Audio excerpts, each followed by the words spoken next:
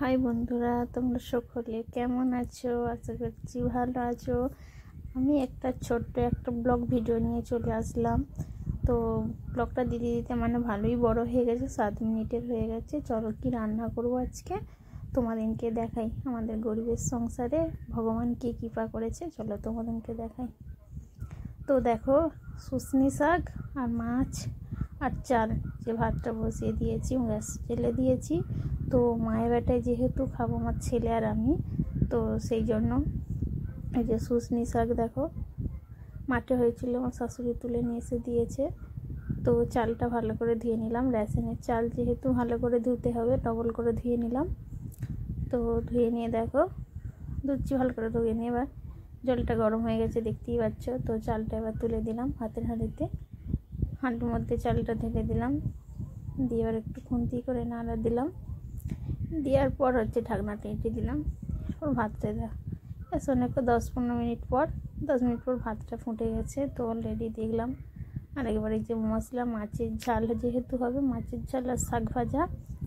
তো আদা জিরে নিয়ে নিয়েছি, রসুন নিয়ে নিয়েছি, পেঁয়াজ বান্না বেটে নিয়ে চলে আসলাম। তো নিয়ে এসে মাছে নুন হলুদ মাখিয়ে নেব। তো নুন মাখিয়ে নিলাম, এবার হলুদটা মাখিয়ে নেব। তো ছেলেটার আমি যখন যেতে হয়, ওই জন্য অল্প মাছ নিয়েছি। তো ভাতটা অলরেডি হয়েই এসেছে। তো আর কিছুক্ষণ পর ভাতটা নামিয়ে নেব, দেখতেই পাচ্ছ ভাতটা হয়ে গেছে। তো এবার নামিয়ে নেব, ভাতের ঘাটটা একটু মুছে নেব।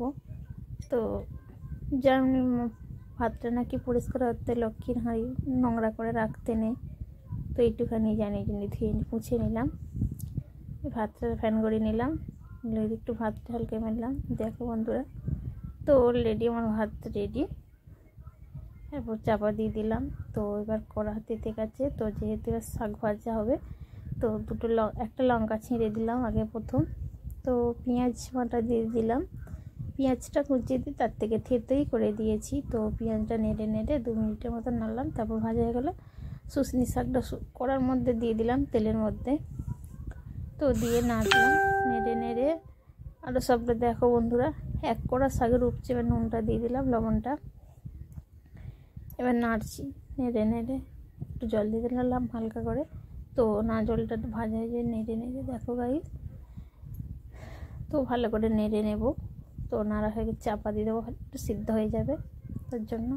তো 2 মিনিট পর ঢাকনাটা খুললাম, তো দেখি সিদ্ধ হয়ে গেছে অলরেডি। তো এবার জলটাকে শুকনো করতে হবে, তার নেড়ে নেড়ে জলটাকে শুকনো করলাম। করে নেওয়ার পর এবার দেখলাম তো হয়েই এসেছে শাক ভাজাটা। কত কড়াই যখন লেগে যাচ্ছে, তো এবার হয়েই গেছে। এবার তো শাকটা আমি তুলে নেব। তো আরেকটু নেড়ে নিলাম, নেড়ে নেওয়ার পর দেখছি ধরে যাচ্ছে, আর একটু জল সব করছে, তাই জন্য এবার তুলে নেব শাকটা। তুলে নিচ্ছি একটা জায়গার মধ্যে। তো তুলে নিয়ে আবার কড়াটা ধোবো। দেখো গাইস, আবার তেল দিয়ে দিলাম। তেল দেওয়ার পর কড়ার মধ্যে তেল বুলিয়ে নিলাম, নাহলে তো মাছ ধরে যাবে। একটু তেতে যেতে মাছ ছেড়ে দিলাম। তো মাছ ভাজা হচ্ছে, দেখো কড়াইয়ের মধ্যে মাছ দিয়ে দিলাম 4টে পিস, 2টো চেকে 2টো পেটি তো দিয়ে দিলাম। তো আর উল্টে নিলাম। বেশি মচমচে করে ভাজবো না, মচমচে ভাজা আমাকে মাছ ভাজা খেতে ভালো লাগে। কিন্তু দেখো গাইস, আবার জল এসে গেছে। তো আমাদের ছাদের মধ্যে ঝাপটা দেখো, আমি এখানে ভিডিও করি। তো ভিডিওতে বৃষ্টি আসছিলো বলে ঘিরতে গিয়েছিলাম। তো তারপরে ভাবলাম যে এটা, তারপরে মশলা মাছটা ভাজা হয়ে যাওয়ার পর তুলে নিলাম। এবার দেখতেই পাচ্ছ পেঁয়াজ কুচিটা দিয়ে দিলাম, পেঁয়াজ বাটাটা। তো দিয়ে নেড়ে নেবো একটু খুন্তি করে। তো ভালো করে একটু ভাজা ভাজা হয়ে যেতে টমেটোটা দিয়ে দেবো। তো টমেটোটা একটু লবণ দিয়ে দেবো। বৃষ্টিটা ততক্ষণ হোক, ততক্ষণ বৃষ্টি দেখো গাইস, বৃষ্টি আসছে। আমি বৃষ্টির জলে ততক্ষণ হয়েছি একটু চলে যাই, বৃষ্টিটা একটু ঘেঁটে আসি। দেখো গাইস, দেখতেই পাচ্ছ। তো ততক্ষণ টমেটোটা ভাজা ভাজা হয়ে গেছে, সিদ্ধ হয়ে গেছে। তো লবণটা দিয়ে দেবো। তো দিয়ে দেওয়ার পর তো আদা বাটাটা আদা জিরে বাটাটা আছে ওইটা দিয়ে দেবো। তো নাড়বো, নেড়ে একটু হলুদ দিয়ে দিলাম, তারপর ঝাল গুঁড়ো দেবো।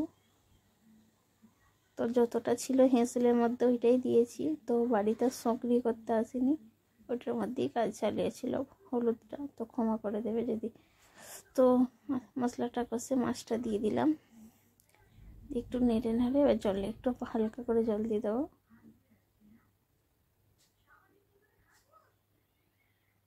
দেখো একটু জল দিয়ে দিলাম, তো সিদ্ধ হয়ে একটু ফুটিয়ে নামিয়ে নেব। যদি ভালো লাগে প্লিজ লাইক কমেন্ট করো আর পাশে থাকো। তো পারি না ততটা ব্লগ দিতে, তো চেষ্টা করবো, ঠিক আছে? প্লিজ লাইক কমেন্ট করো। টাটা। দেখো বন্ধুরা, তো এখানে কি মানে ফোনটা ঘোরাতে গিয়ে কী হয়ে গেছে, তো ততটা ঠিক আছে দেখা হয়নি। তো কেন এরকম দেখাচ্ছে জানি না, ঠিক আছে কি হলো।